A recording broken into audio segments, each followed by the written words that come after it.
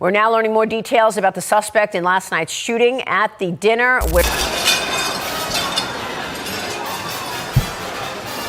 explosions or bangs. The first couple felt like something A perimeter is already moving when the first agent points south and breaks into a run.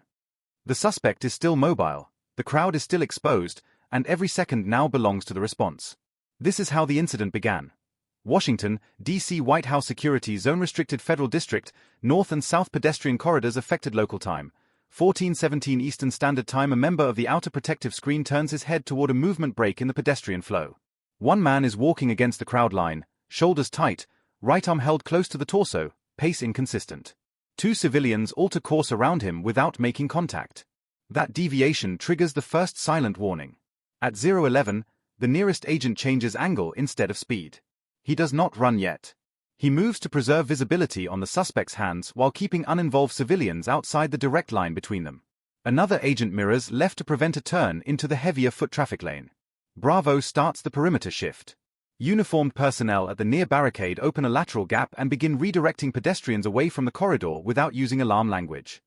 A vehicle checkpoint supervisor halts inbound movement. The scene narrows before the public understands why. 34 seconds into Phase 1, Delta reports that the suspect has not fixed on a single target. That matters. A targeted attack produces a different movement pattern. This man is scanning, adjusting, and testing the perimeter with his eyes. The response remains controlled because uncertainty is still high and the civilian density is still too high for a hard intercept.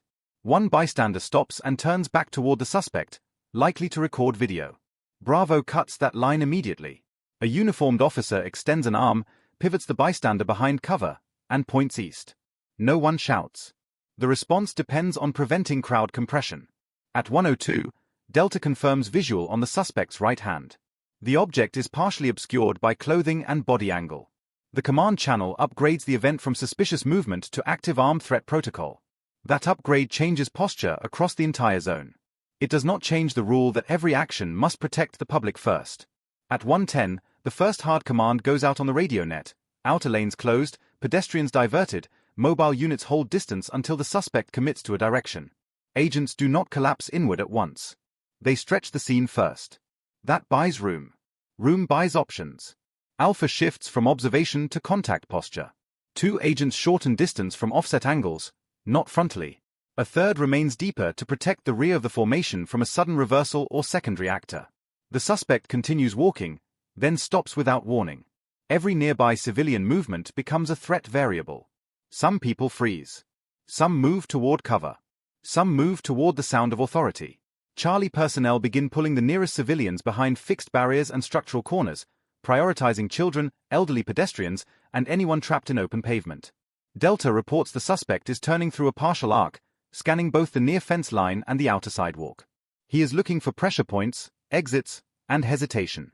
What he sees instead is controlled spacing. No one presents a clean lane. No one crowds him into a panic spike. At 1:55, the command post rejects immediate physical contact for a second time. The reason is clear: 5 civilians remain inside the suspect's near radius, and one is moving unpredictably with a stroller. If an agent rushes now and the suspect reacts with a weapon discharge or random movement, those civilians sit inside the danger envelope. At 2:09, Bravo locks the westward route. Officers move portable barriers and service vehicles into positions that look improvised to the public but are deliberate in function. The suspect can still move. He cannot move cleanly. Every available path is now slower, tighter, and more visible. 58 seconds into Phase 2, Alpha requests a distraction window.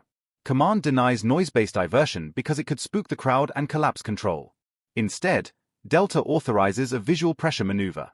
2 agents step just enough to force the suspect's attention onto trained personnel and away from the civilians being moved behind him. The suspect notices the perimeter shaping around him. That is the first clear inflection point. His head movement accelerates. His shoulders lift. His feet stop following a natural walking rhythm. The incident has now entered the segment where hesitation on either side can produce the first irreversible error. The suspect reaches under the front of his outer garment. Alpha does not wait for full presentation. The lead contact agent issues the first audible command and steps laterally to keep the civilian lane off axis. A second agent aligns for a physical intercept if the suspect bolts instead of complying. Civilians nearest the scene finally understand the event. The crowd reaction is immediate and uneven. Some run. Some crouch. Some stop in place and look for instructions. Bravo's task becomes harder because panic moves faster than orders in open space. The suspect backs toward a fixed barrier and tries to use the crowd motion as concealment. Delta calls his position every second. Left foot planted. Right shoulder bladed. Hand still hidden. Head turning. Distance shrinking. Those updates matter because every responder outside the suspect's sightline now works off that cadence. Alpha lead closes one step and stops. He does not overrun the moment. He forces a decision. The suspect can surrender, flee into a sealed perimeter, or escalate into physical resistance. The spacing leaves no fourth option.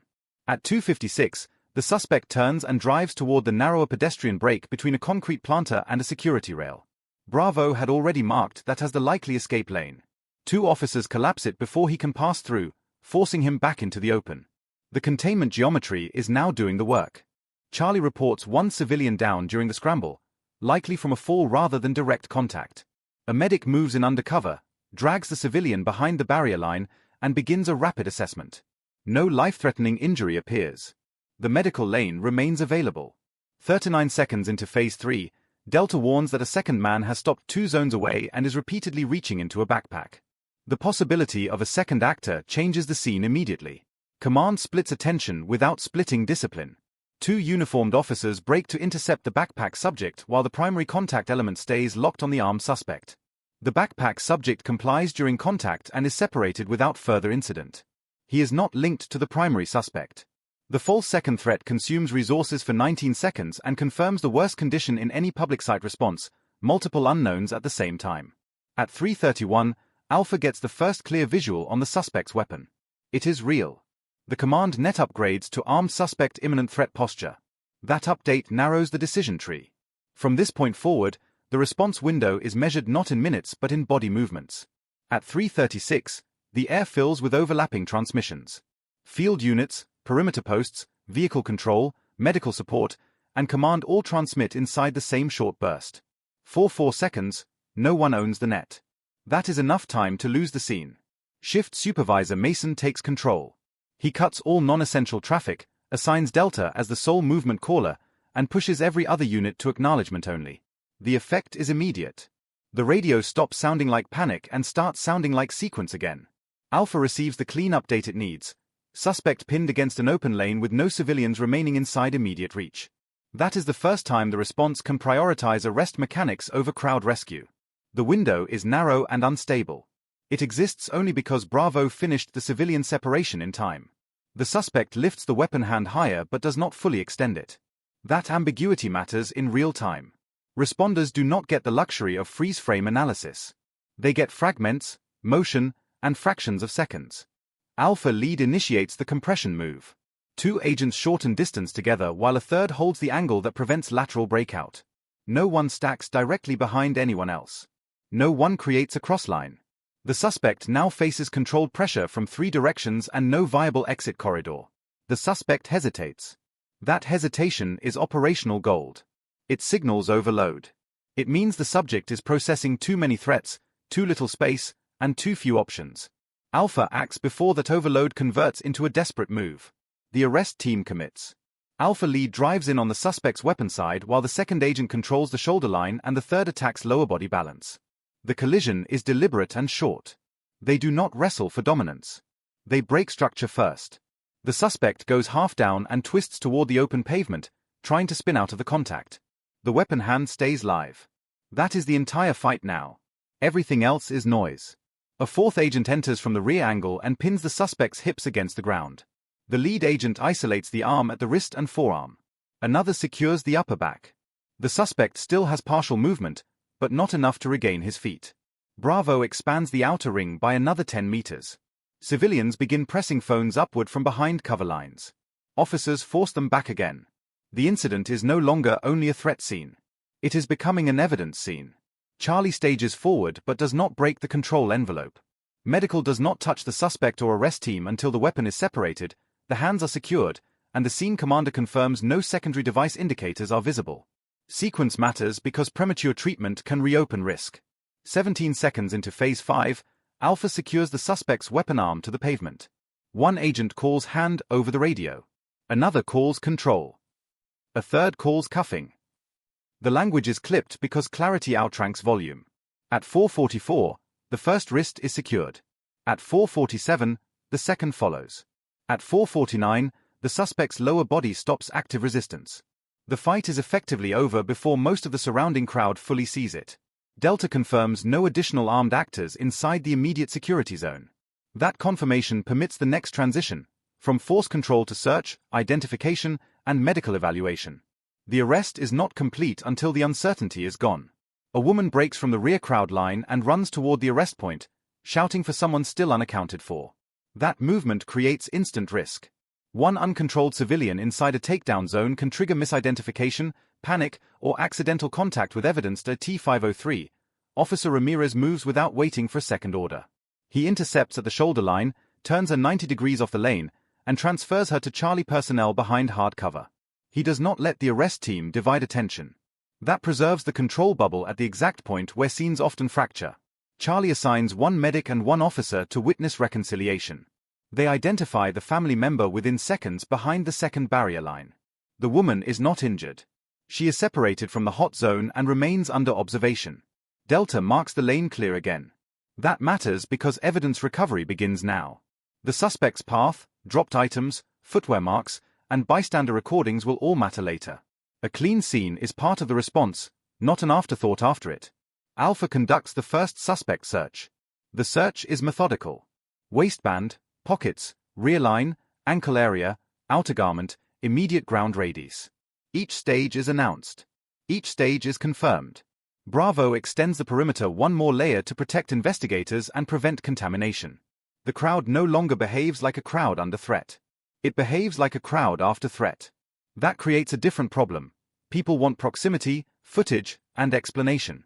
At 5:40, Charlie reaches the suspect for injury assessment. The suspect is conscious, restrained, breathing without visible airway compromise, and showing signs of exertion from the physical struggle.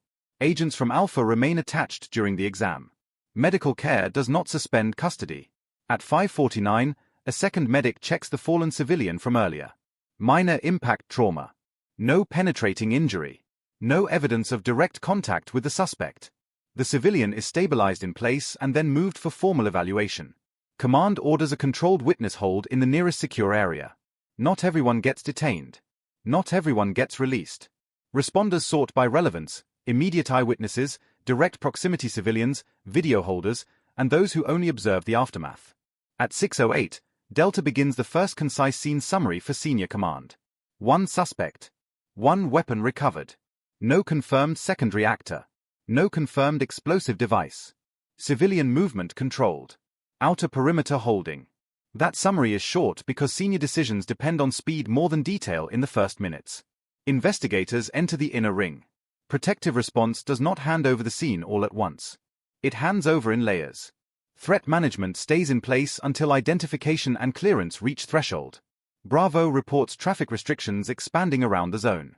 Vehicle reroutes are now active beyond the initial barriers. What began as a small tactical incident now produces city-scale friction. That is standard near a federal protection site. One man with one weapon can move an entire district. Alpha rotates personnel. The agents who made first contact are not removed from the scene, but command reduces their immediate physical tasks where possible. Adrenaline affects reporting. Structured turnover protects accuracy. At T702, the suspect is moved from ground restraint to controlled seated posture for transport preparation. Two agents maintain upper body control. One officer documents visible injuries. Another logs the recovery location of the weapon and any related articles. A photographer begins the first official visual record of the scene before movement disturbs placement. The public will later see only fragments. The case file must preserve sequence. Sequence is what survives rumor. The weapon is packaged under chain of custody control. Nearby ground items are marked. Responders do not assume every object belongs to the suspect. In a public space incident, scene clutter is always higher and attribution is always slower. Command receives confirmation that no protectee movement was compromised during the incident window. That fact will shape the public explanation later. It will not change the internal review, which will still measure how close the suspect came to forcing lethal escalation. Delta relays the final all clear for immediate armed threat. That does not end the operation. It ends the first layer of uncertainty. Investigators now own motive. Analysts will own pattern. Prosecutors will own the rest. At 8:11, Charlie completes the medical status board. No responder with life-threatening injury. No civilian with life-threatening injury. Suspect stable for transport. This is the point where a successful response becomes statistically visible. Danger contained, casualties minimized, control retained. Witness extraction begins.